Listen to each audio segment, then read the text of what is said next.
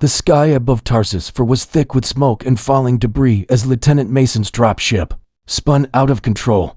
Flames licked the edges of the cockpit window. Sirens screamed. Mason gripped the seat tight. His arm was broken, his leg shattered, but he stayed conscious. He had towed the ship slammed into the ground, skidding across red rock, before crashing into a jagged cliffside. The sound of metal twisting and groaning filled the air. Then silence far above the crash site. An alien medical cruiser hovered. It belonged to the Zornaria species known for cold logic and advanced medicine. Inside the cruiser, medic Threx watched the screen as the human life sign blinked weakly. Have a survivor, Threx said, his fingers moving fast over the controls. Deploy rescue drone. I want him here now. Minutes later, Mason was on a med bed, his face pale, his body broken in at least 6 places. Threx scanned the human and recoiled in alarm. Bones fractured in the arm, ribs cracked, femur. Snap, the medic hissed. He must be sedated now. Emergency bone synthesis must begin, but Mason lifted his hand weakly and grunted. No surgery. Just give it a brace and let it set. Threx blinked his large dark eyes. You do not understand, human. Your bones will not realign without reconstruction. Min smiled despite the pain. That's the thing about humans, Doc. Our bones knit back together. Just need time. Threx stepped back in disbelief. Alien bones never healed naturally. Once broken, they stayed that way unless fixed by tech. He turned to the assistant. Begin full biological scan. I want answers later. Threx sat in the lab staring at the data. It made no sense. The human's bones showed early signs of regrowth. Cellular activity was already increasing around the fracture. This must be a trick, he whispered. Perhaps an implant, genetic enhancement. But Mason had said nothing about mods. Threx approached Mason's bed again. Are you enhanced soldier? Do you carry biotech in your system? Nope, Mason said with a shrug. Just standard Earth bones, ugly, strong, and good at fixing themselves. The medic's brain raced. This couldn't be real. If it was true, then humans had a natural trait that no other species did. A body that could recover from severe trauma without surgery. Threx activated the comlink to his senior commander. Zern, I request emergency consultation. I have found something. Impossibly. The voice on the other side sounded bored. Is the human dying? No, Threx said slowly. That's the problem. He is healing. Fear was silenced. Gone to new observation, Zern said finally. If true, this changes many things for the next 2 days. Threx monitored Mason every hour. The swelling went down, the bruises faded, and the bones began to fuse again slowly, but clear. Live medical records were clear. No synthetic implants, no nanotech, no rapid repair serum. It was natural. It was human. On the 3rd day, Mason sat up groaning and reached for a protein bar. Still hurts, he said. But less than yesterday. Threx looked at him as if watching a miracle. Do all humans recover like this? Mason chewed, then nodded. Yeah, we've been doing this for thousands of years. Just set the bone straight and give it time. It helps. That's impossible, Threx muttered. On Zornari Prime, a broken femur means permanent damage unless treated within 6 hours. You have been untreated for 3 days. Mason leaned back. That's why you people build nice ships. We build strong bodies. Comes from a rough world. Lots of accidents. Lots of learning. Threx stared at the data on his tablet. No doubt remained. The human was healing without help. He looked back at Mason, a strange feeling growing in his chest. Was it all? Was it fear if humans could recover like this? What else could they survive? And deep inside Threx's mind, a quiet warning began to form. This was no ordinary species. This was something else entirely. Medical emergency or miracle. Threx stood in front of the observation window, staring at the human lying in the med bay. As the soft hum of machines filled the room and glowing screens pulsed with Mason's vitals, everything seemed calm on the surface, but inside Threx's mind there was a storm raging louder than ever before in his long career as a Zornari medic. He had never seen anything like this, a broken femur healing itself, without implants, cracked ribs reconnecting, without reconstruction, microscopic scans showing bone regeneration. Like some ancient magic, this was not science. It was something different, something terrifyingly raw. He turned away from the window and began pacing the room, each step sharp and quick as his mind spun with questions. Was this soldier modified, enhanced, created in some lab as a biological weapon, or was he telling the truth? And this was simply normal for his kind. The thought made Threx pause. Then he hurried to the central console and opened a communication link to the High Medical Board of Zornari Prime. Their hollow faces appeared in blue light, distorted but powerful and patient, as if expecting his call. Before he even made ED need urgent review, Threx said without delay. This human shows signs of natural skeletal regeneration, no external Technology, no bioimplants, just cellular recovery based entirely on organic mechanisms. One of the elder physicians raised a bony brow. Impossible, he said. Humans are frail, soft, and chaotic. You are Mustakini, was to until now, Threx replied and sent over the scans every layer of muscle, bone, tissue regenerating, aligning, stabilizing with nothing but time, hydration, and basic care. Elders fell silent as they studied the data. Even their arrogance could not deny the numbers, the images, the proof. One of them finally spoke again, saying, "This is either the most dangerous creature we've ever met, or the most important." Threx closed the link and returned to Mason's side. The human was half sitting, propped up with a pillow, chewing a protein cube and watching a floating screen showing some old Earth sport men in helmets running and crashing into each other with full force over and over again. Mason noticed Threx's stare and grinned. "This one's called football, not the same as yours, but fun to watch. Breaks bones sometimes, but hey, we get up again." Threx narrowed his eyes. "How many of you recover like this?" he asked carefully. "Is it just you, or all humans?" Mason swallowed his bite and leaned his head back against the bed. "Most of us, yeah. Some heal faster, some slower, but bones grow back, cuts close, lungs recover, hearts do sometimes. It's just what we do, our bodies don't quit." Easy simplicity in his tone shocked Threx more than the words, as if this power, this terrifying trait, was just another part of being human. Like blinking or breathing, he scanned Mason again and saw new bone forming, thicker than before, almost stronger, as if the injury had improved the limb. "You are not like other species," Threx said slowly. "Not even close." Mason chuckled. "Didn't plan to be, we just had to be tough. Earth doesn't go easy on anyone. It's got storms that tear down cities, beasts with claws, rocks that shift and swallow roads. So we had two choices, break or get better. We chose the second." Back in the lab, Threx compiled a full report, his hands moving fast over the console, outlining everything from the initial scans to current recovery levels. He labeled the file "Human Osteophenomenon" and sent it to the Galactic Science Division, marking it as class A priority. Then he slumped into a chair and stared at the ceiling, trying to understand how such a species could be ignored for so long. How did no one know that humans had this gift, or was it a secret kept by Earth governments, a weapon hidden behind smiles and handshakes? Across the station, rumors were starting to spread. Medical techs whispered in the hallways about the human who refused surgery, about the soldier who told machines to stand down and healed himself like it was nothing. Soldiers talked about it in mess halls, wondering what else humans were hiding. Engineers looked at their own weak limbs and felt something strange, something like envy. 3 days later, Threx received a message from the Galactic Medical Overseer ordering him to secure the human under observation until full genetic mapping was complete. Mason read the message over Threx's shoulder and laughed. "So I'm a science project now?" Threx didn't smile. "This is not a joke, Mason. Your biology could change everything. War, survival, medicine, even reproduction cycles. Some species are not even capable of bone regrowth. You don't just survive, you bend the laws of biology." Mason stretched his newly braced leg and winced, but the smile stayed on his face. "Bending's kind of what we do, Doc. We bend, but we don't break." That night, Threx sat alone in the darkened lab, replaying the scans on a loop, watching the human body repair itself like a machine of flesh and instinct. No command, no surgery, no nanobots, just the will to continue, to recover, to fight back against nature itself.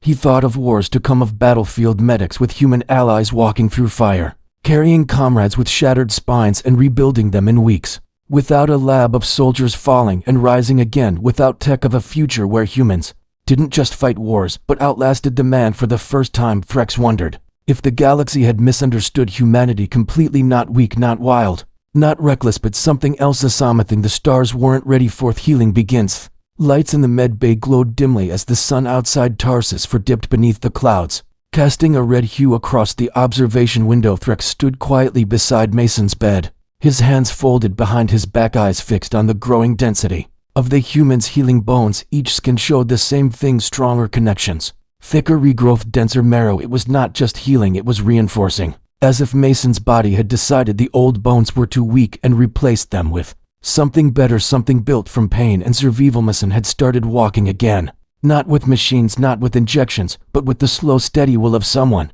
who knew his body would obey him eventually. Every step was stiff, his muscles sore, but his smile never faded. He joked with the nurses, teased the scanning bots, and even tried to help carry supplies around the med bay before Threx ordered him to sit back down. The human seemed to treat the injury as an inconvenience, not a crisis, and Threx could not understand it. Not fully. Threx documented everything The angles of bone growth, the rhythm of cellular division, the strange way human bodies seemed to understand what part needed fixing, and how fast they adapted to injury. No other species in the galaxy showed this kind of recovery. Not even the war-born species designed for combat. Not even the synthetic hybrids built for endurance humans.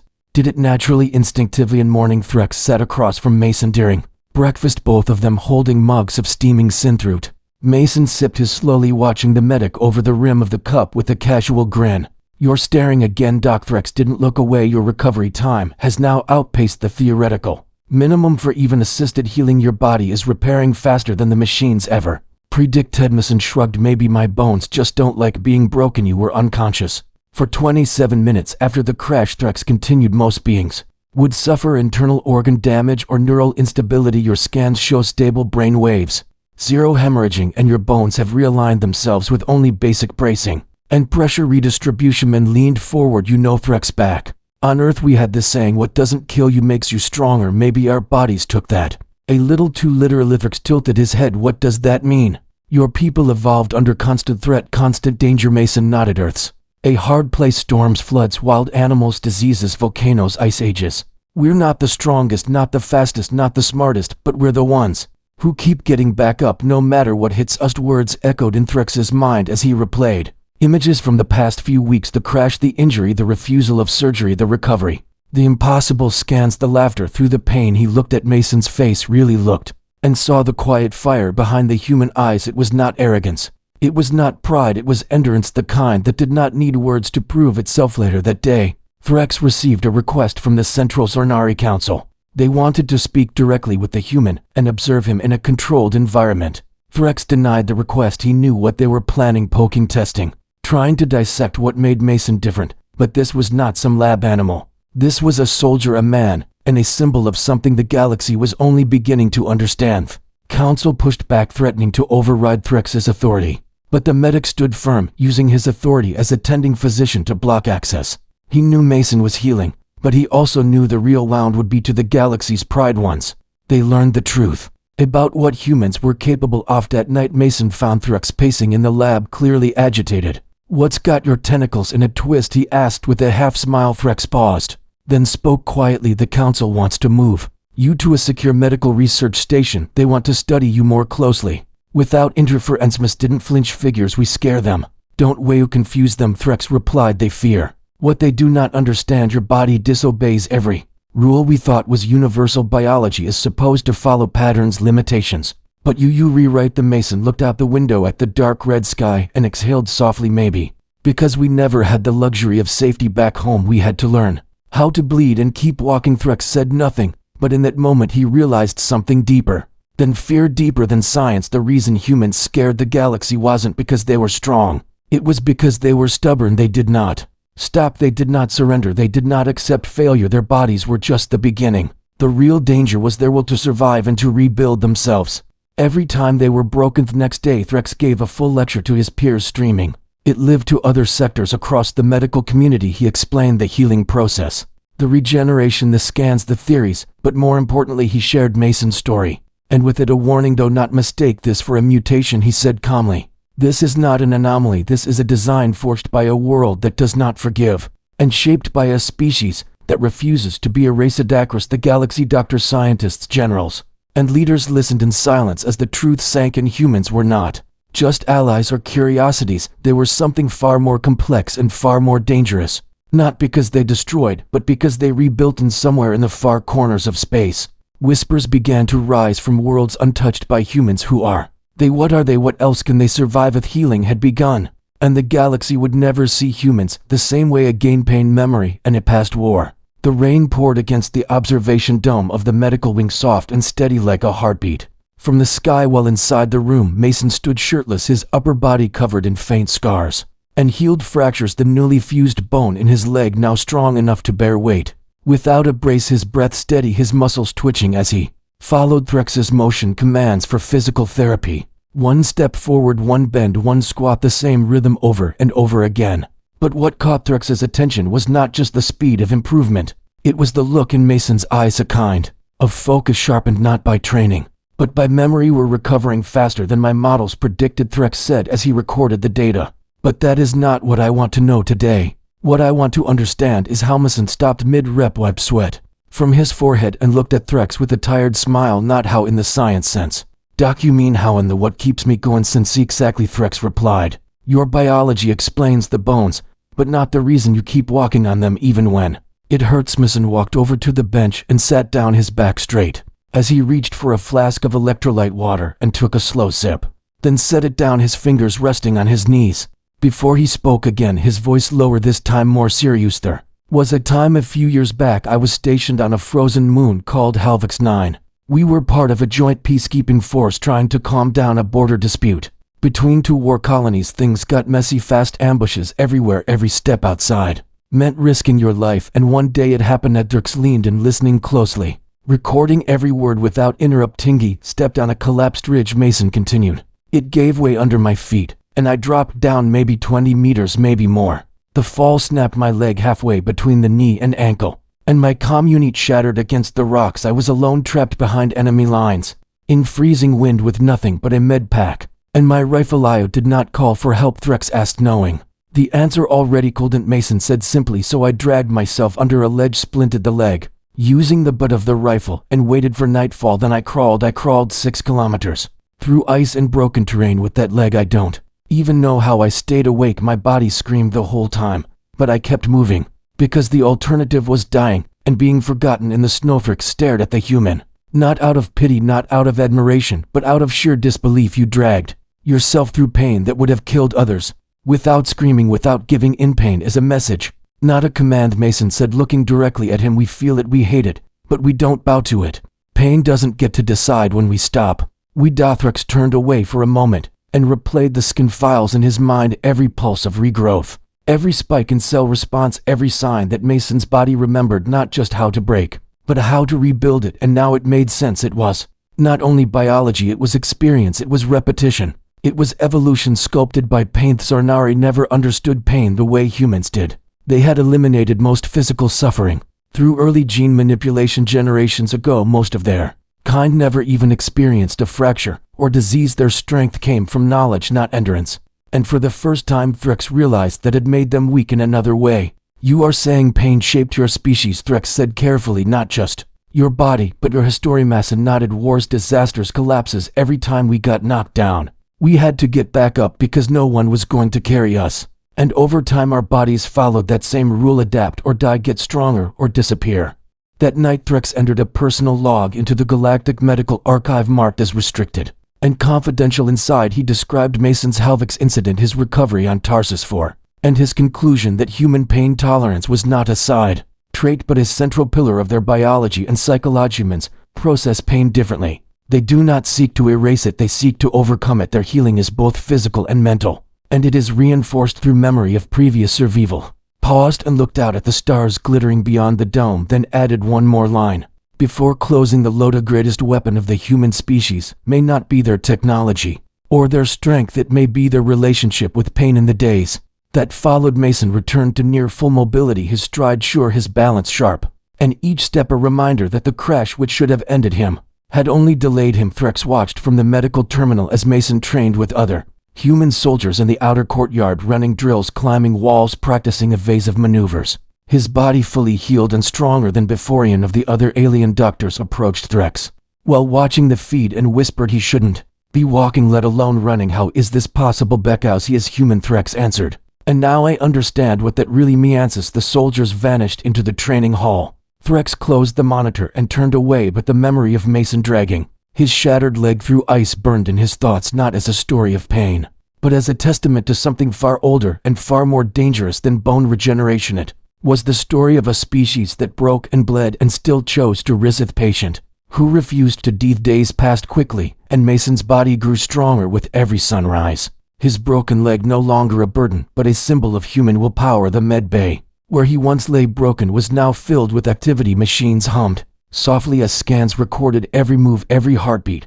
But what amazed Threx most was not the machines, but the human himself. Mason moved with a determination that seemed to defy logic. Each step was careful, but confident, as if proving to the galaxy that pain and injury were mere obstacles waiting to be overcome. Threx watched closely the data streaming In the bone density in Mason's leg surpassed initial projections. His muscles adapted to new demands, and even his nervous system seemed to recalibrate, sending faster signals to control balance and movement. The alien doctors were baffled. Some called it miraculous, others called it unnatural, but Threx knew it was something deeper, something born from millennia of hardship and survival alone. Evening, as the red sky darkened, Mason sat with Threx in the quiet corner of the med bay. Resting his leg on a cushion, the alien medic broke the silence. "Why do you push yourself so hard?" Mason asked calmly. "Are you afraid of what might happen if you stop?" Mason smiled faintly. "You have to understand, Doc, humans are built to keep going.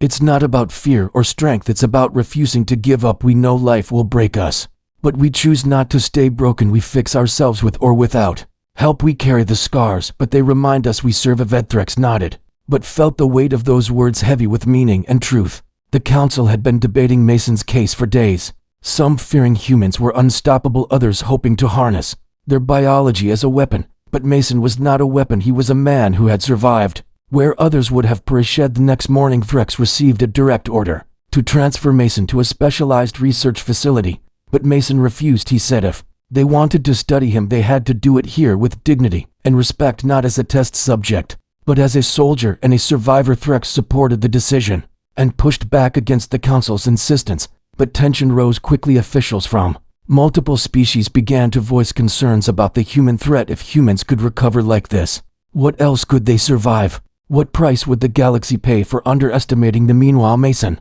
continued his training, pushing himself harder than anyone else. His leg no longer a reminder of pain, but a badge of honor, each movement a message that humans did not break easily. They endured, they healed, they fought on day. During an exercise, Mason took a hard fall, landing awkwardly on the newly healed leg. For a moment the room went silent, but Mason stood up, brushing dirt off his uniform. The pain was there, but so was the will to continue. The other soldiers looked on in disbelief. This was not just healing, this was defiance. Threx recorded everything with pride, but also caution. He knew the galaxy was watching, and that fear often bred hatred and war. He hoped that one day humans would be seen not as monsters, but as a species who embodied resilience and hope. As the sun rose over Tarsus, for Mason looked out at the horizon, ready for whatever came next. For him, healing was not an end, but a beginning, and in that moment the alien medic understood that the true power of humans was not just their biology, but their spirit that refused to die. Spark starts. The corridors of the medical station buzzed with quiet excitement and tension as more human soldiers arrived from distant battlefields. Each brought stories of wounds that would have been fatal to any other species, but healed in weeks or sometimes days. The news spread quickly among the alien doctors and scientists who gathered in small groups, whispering about the phenomenon. They could no longer deny. Threx found himself at the center of this growing storm. The human lieutenant he had first encountered was no longer an exception, but part of a wave of biological wonder and worry. The council had become divided. Some wanted to study the humans closely to understand their abilities, others feared that such rapid healing gave humanity an unfair advantage in the galactic balance of power. Meanwhile, Mason became more than just a patient. He was a symbol, a living testament to the endurance and resilience that humans carried in their genes and their souls. His laughter in the training grounds, his relentless spirit inspired even the most skeptical aliens. Threx watched with a mixture of pride and concern, knowing that what began as healing was turning into a movement. Military leaders from several species met behind closed doors, debating whether humans should be restricted, limited in their movements and interactions. Some argued that the healing ability made them dangerous, unstoppable, a potential threat to peace. Others believed cooperation and understanding were the true path forward. Threx stood quietly in the corner of one meeting, listening as leaders spoke about containment and control. Mason's face appeared in holograms, described as a biohazard, a mystery that needed to be solved or eliminated. The words stung, but Threx also saw a different side to the discussion, a spark of hope that knowledge could build bridges instead of walls. Back in the med bay, Mason trained harder than ever, refusing to let fear or politics slow him down. He pushed his body to the limits, tested the strength of his healed bones and muscles with every jump, sprint, and climb. His determination was a fire that lit the spirits of those around him. Even the coldest aliens could not ignore the heat. Threx approached Mason one evening as the stars began to shine beyond the observation window. "You have started something more than just healing, Mason," he said quietly. Mason looked up, wiping sweat from his brow, and smiled. "I know, Doc, it's like a spark catching on dry grass. The galaxy will see us one way or another, and I want them to see what we really are, not just survivors, but fighters, builders, and healers. Threx nodded, understanding the weight of those words. The spark Mason had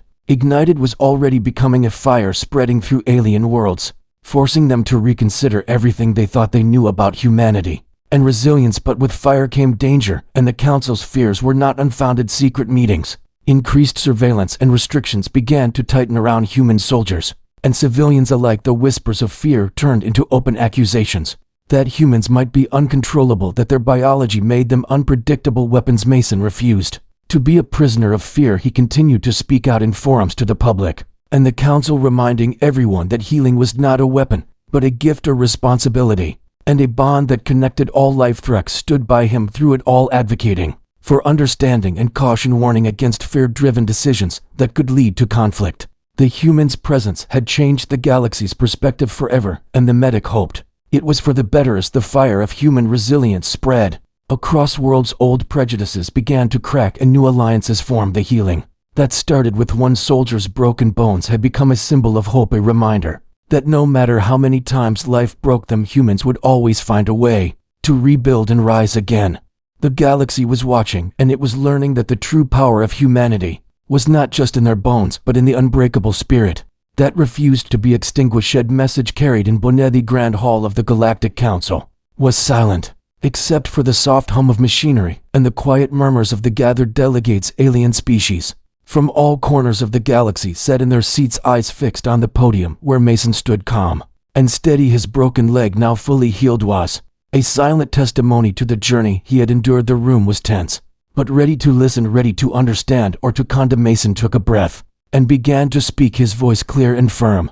I am Lieutenant Mason of Earth. I come before you not as a weapon, but as a survivor of battles, broken bones, and endless pain, but also a survivor of healing and hope. My body has healed without surgery, without implants or machines, just time and willpower. Delegates watched in silence as Mason shared his story, from the crash on Tarsus 4 to the long days of pain and recovery, the scans, the tests, the doubts, and the fears, but most of all the truth that humans heal because they must. They heal because giving up is not an option. Their bodies carried the message of survival in every bone, every cell. Threx stood quietly at the side, watching the faces of the Council, some skeptical, some moved, but all changed by the human's words. Mason continued, we are not invincible, but we are persistent. We break, but we rebuild. We fall, but we rise. The message carried in our bones is one of resilience and determination, not destruction. Spoke of the past wars, the harsh worlds humans had called home, and the pain that shaped them. He spoke of the will to survive that transcended biology and reached deep into the heart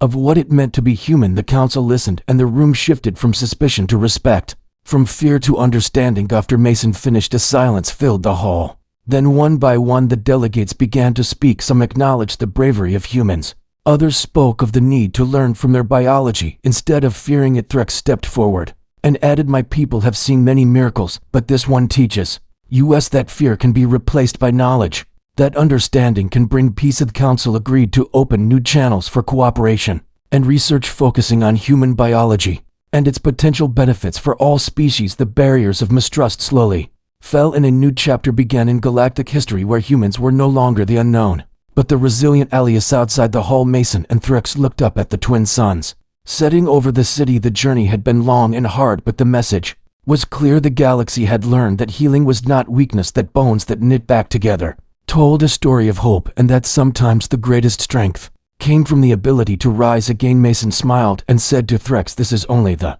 beginning. Doc, the galaxy is watching, and we have a lot to show. Threx nodded, feeling a deep sense of pride and hope for the future. The alien medic had witnessed something extraordinary, not just in biology but in spirit, something that would change the galaxy forever. The story of a human who healed himself without surgery was no longer just a tale. It was a message carried in bone, a message that would echo across the stars, reminding everyone that survival was not about never breaking, but about always coming back stronger. The Great Hall of the Galactic Council was filled with silence that felt heavy, and expectant delegates from countless worlds sat watching the human who stood steady and strong before them. Mason's fully healed leg was proof of the journey he had taken and the power he carried within him. His voice rang out clear and steady as he spoke, not as a threat, but as a witness to survival. I am Lieutenant Mason from Earth. I stand here today not as a weapon, but as proof of what it means to endure, to break and yet not fall, to suffer but rise stronger than before. My bones have healed without aid, without machines, without surgery. Only with time and the will to live. It room was still as Mason shared his story of pain and hope, the crash on Tarsus, for the long days of healing, the skepticism he faced, and the quiet strength that carried him through. He told of a species forged in hardship, shaped by the harshness of their homeworlds, a people who learned that healing was not weakness, but a testament to life itself. Eyes once filled with doubt began to soften and open as the message sunk in. Humans do not claim invincibility, but they embrace resilience. They carry their history in their bodies and their spirit in their hearts. Their bones speak of determination, and their lives tell stories of endurance. When Mason finished, Threx stepped forward and spoke with humility and respect. My people have studied many marvels, but none have shown us that fear can be overcome by understanding that the true strength of a species lies not just in power but in the courage to heal and grow together. The council slowly rose to their feet, not as adversaries but as allies, ready to learn from this new chapter in galactic history, a future where humans were not the unknown threat, but respected partners whose strength came from the very essence of survival. Outside the hole, the twin suns of Tarsus 4 dipped below the horizon, bathing the city in golden light. Mason looked to Threx and said, "This is only the beginning. The galaxy is watching, and we will show them what it means to rise again." Threx nodded, feeling hope swell within him for the future. The story of a human who healed without surgery was now a beacon, a message written in bone and spirit that would echo across the stars for generations to come. End.